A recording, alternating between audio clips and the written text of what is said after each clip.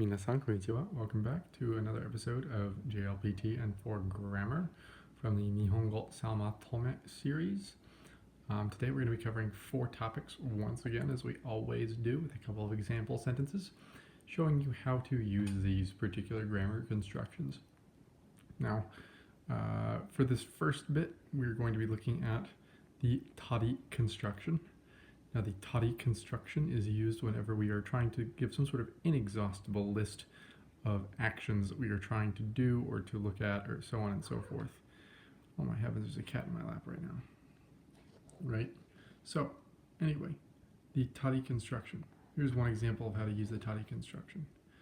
学校では面白い小説を読んだり、論文を書いたりします。So, at school, we read interesting novels. And we write essays, among other things, right? So, 小説を読む becomes 小説を読んだり, and then 論文を書いたり comes from 論文を書く to write an essay, right? And then we append a します at the end of the sentence to complete the preterite, right? Because tari itself is not some sort of conjugation of the verb, it's more just some agglutinative piece to our puzzle here. And it just kind of implies that we have that inexhaustible list of things that we are doing. So yeah, that's how you use tari in that sense. Another good example with two, we usually don't use it with just one verb too. So you always see at least 2 in this construction. So, 週末には映画を見たり、ゲームをしたりします。Right? On the weekends, we watch movies and we play games, among other things. So the verbs 見る become 見た in the past tense, and then we get 見たり for the conjunction. Same thing with する. する becomes した in the past tense, so we get したり, and then we complete the sentence with します. You can also write this in the past tense, in the sense that of things we used to do. So, 週末には映画を見たり、ゲームをしたりしました would be on the weekends we watched things like movies and did things like play games and the like, right? So that's what that would be. Moving on to the next portion, we have ta mama, which means as it is. And I'm going to emphasize the as it is definition instead of the second definition, which kind of confuddled me per the textbook. But oh well, I'll use the example that they gave, or a similar one at least. So tamama is this construction that we append to the end of verbs in the past tense, or the ta form, right? And this particular construction actually will say that something is assuming some sort of state constantly, right? So, for instance, let me zoom out all the way here so I can fix my view. Let me just do a little thing here real quick. Prop it up. Prop my iPad up. Okay, there we go. It's much better. So, when we are doing this particular construction, like I said, we take the ta form of the verb, append mama, and then we complete our preterite. And what it does is that it tells us that there is something going on that is assuming some particular state. So for the first example, we have 子供の頃、電気をつけたまま寝ました. So as a kid, 子供の頃, right? 電気をつけたまま. The lights turned on, or I turned on the lights. So when we add mama, so that means the lights were left on. Right? So, 子供の頃、電気をつけたまま寝ました. 寝ました would just be I slept, completing our preterite. So, 電気をつけたまま寝ました. I slept with the lights left on. That's what that means. Or you could say, I left the house with the window open, which would be something along the lines of 窓を開けたまま家から出ました. Right? That would be that one. Another example. This one's a little bit funky. I don't know why they tossed some extra grammar in there. But we have 雨に濡れたままだと風邪をひくよ. The 雨に by the rain or by rain. 濡れた 濡れる is to be wet. So 濡れたまま means to be left wet or to be left wet as it is or as you are right now. The to kind of adds this conditional mood, I suppose, if you want to call it that. I don't know if it's necessarily a mood, but it kind of has this implication of it being some sort of conditional statement, because it typically is. Dato is usually a construction we reserve for conditional statements, but we'll get to that later. So, 雨に濡れたままだと, if you are wet, or if you stay wet from the rain, right? 風邪をひくよ, you're gonna catch a freaking cold, right? So we're making an emphasis with the yo, obviously, at the end of the sentence, but we have the phrase 風邪をひく to complete the preterite. So, 雨に濡れたままだと風邪をひくよ, right? And last but not least, we have another example, kind of showing another interesting construction of mama. So we have 海外旅行に行ったままだ. Oh my goodness, a little bit of a tongue twister there. 海外旅行に, oh my god. Take 3, you guys. 海外旅行に行ったまままだ帰ってきません. So, 海外旅行, an overseas trip, に行ったまま, to go. So, they went and they have stayed, having stayed gone, basically. 旅行に行く means to go on a trip. So, 海外旅行に行く to go on an overseas trip. 外海じゃなくて、海外旅行に行ったまま. Being left as it is. So having gone on an international trip as it is now. まだ帰ってきません. They have yet to come back, basically, from home. Or to come back from that trip. まだ帰ってきません.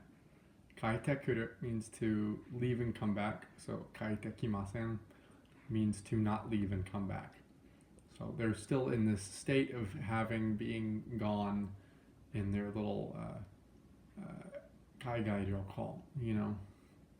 So that's how you use mama. You take the ta form of the verb and you slap mama at the end of it, and that will show you some sort of state that something or someone has been left in. Number 3, we have tara do, which basically means why don't you do some sort of thing. It's kind of similar to masenka, but usually masenka is some sort of request for someone to do something. I mean, really they're both pretty similar. They can be interchangeable. I think one of them has a little bit more flexibility with the construction. That one being tara do, because you could say tara do and tara do desu ka, which really kind of hammers home the level of politeness that you want to achieve with that. There's also kind of this weird conditional element to it with the tara, which we'll get into a later bit. But sometimes when you have a dara and tara construction, it usually implies some sort of conditional statement. We're not there, like I said. Just providing some amply needed context. So for example sentences, we have 電磁気学の試験の勉強したらどうですか? I'm sure reading that again and not having a brain fart. 電磁気学の試験を勉強したらどうですか? Why don't we study for the electrodynamics exam, right? 電磁気学の試験, so electrodynamics exam. お勉強する to study for, or to study. You could also say 試験のために, but once again, I'm trying to keep constructions relatively uncomplex and not including any sort of extraneous grammar constructions. or as few as I can. But that's what we can do with tara. So instead of saying just leaving it as tara or just tara do, I added desu ka at the end, which is also permissible.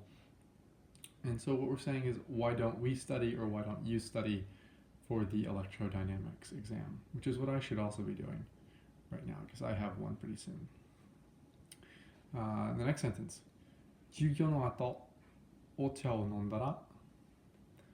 So why don't we get some tea, or why don't you get some tea after class? 授業の後, the beginning clause. After school. お茶 being tea. お茶を飲む to drink. And then this would become お茶を飲んだら. Now, one point of emphasis is the pitch at the end of the sentence. Because it is a question, you need to inflect whenever you're asking. It's not nondara, it's nondara. Exactly like we do in English. You want to go for a drink? Right? It's not, you want to go for a drink? Unless you sound like you're a psychopath or you're depressed as you know what. Right? So remember to add your inflections at the end, because it is a question that you are asking another person. You're making some sort of request or suggestion. Right? That's the difference that I was really looking for, was the fact that tara do is more of a suggestion than a request. Like masenka is more of a direct request. So you could say, I accidentally cut that there. You could say, 飲みませんか? お茶を飲みませんか? As a request, but you could also say, as a suggestion, like, why don't we get some tea after this? お茶を飲んだら? There's a very subtle distinction. Anyway, temo. Temo means although or even if. So in order to make this construction, we take a verb, we throw it into its te form, we add mo, and then we complete our sentence. So our first sentence here is 倒られても立ち上げよ. Oh my goodness. 倒れても立ち上げよ. So the verb is 倒られる or 倒れる. My bad. 倒れる is the verb, which means to fall down or to like collapse. Kind of think of like a tree falling. Kind of has that kind of connotation, I think. I don't know. That's what I remember reading. Because there's a couple different verbs for like to fall down, and someone I remember telling me, like, think of taoreru as like a tree falling. But yeah, just for a mental image. I don't know why, but anyway, taoretemo. So even though I fall, tachiageyo, I'll get up. Now I know I was complaining about extraneous grammar, but it was really the best way I could think about putting the sentence. This is in a volitional form. So the verb is tachiageru. So you have to get back up on one's feet, or to regain all your energy. So if you're making that a volitional statement, like I'm gonna do this, like I'm gonna go to the store, or I'm gonna go do my homework. It's like I'm gonna do this particular thing. Like you have some sort of point of emphasis that you are volitionally going to exercise this particular action, not necessarily enthusiastically, but with maybe a good ounce of gusto and effort, right? You're going to make an effort to do this particular thing, right? Then we use the volitional form, right? So the sentence overall is, even though I fall down, or even if I fall down, I will get up. I'm gonna get up, right? The second sentence, 坂をしながら怪我をしても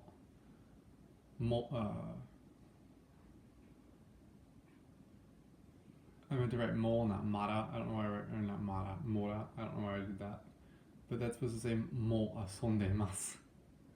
I actually gave that a little bit of an extra tail there. Whoopsie daisies. Whoopsie daisies. Let me fix this right here. The wonders of handwriting. Anyway, So this says サッカーをしながら怪我をしても遊んでます.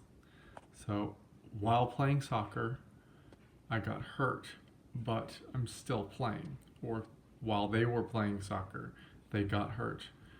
And even although they got hurt while they were playing soccer, they're still playing, right? So サッカーをしながら while playing soccer.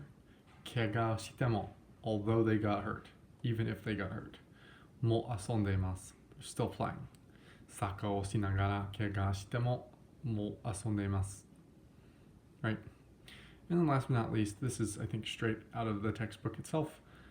日曜日でも仕事に行きます So でも you can turn this into not just as a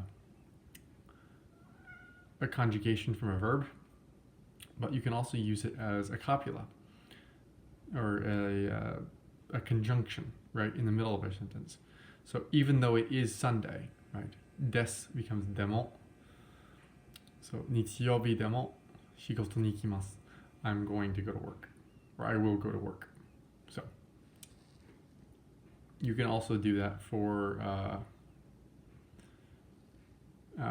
mu verbs as well. So 運ぶ, for example, become 運んでも重いことを運んでももう運べる Like even though I carry heavy things, I can carry them, you know. Just as an example of that particular conjugation. But yeah, that's how you use temo or demo in the case of certain verbs. Even though I had an example of asolbu there, I don't know why I felt like I needed to reiterate that. But yeah, that's what we have so far today. And it is tari, where we discuss some sort of inexhaustible list of verbs that you need to describe doing to somebody. Tamama, to describe some sort of state that is remaining the same throughout some duration of time or through some duration of an event. We have tara do, which is some sort of suggestion for doing some sort of particular action. Similar to masenka, except masenka is more of a direct request, whereas tara do is more of a suggestion. And then temo or demo, which would provide some sort of although or even if contrasting statement to the original preterite.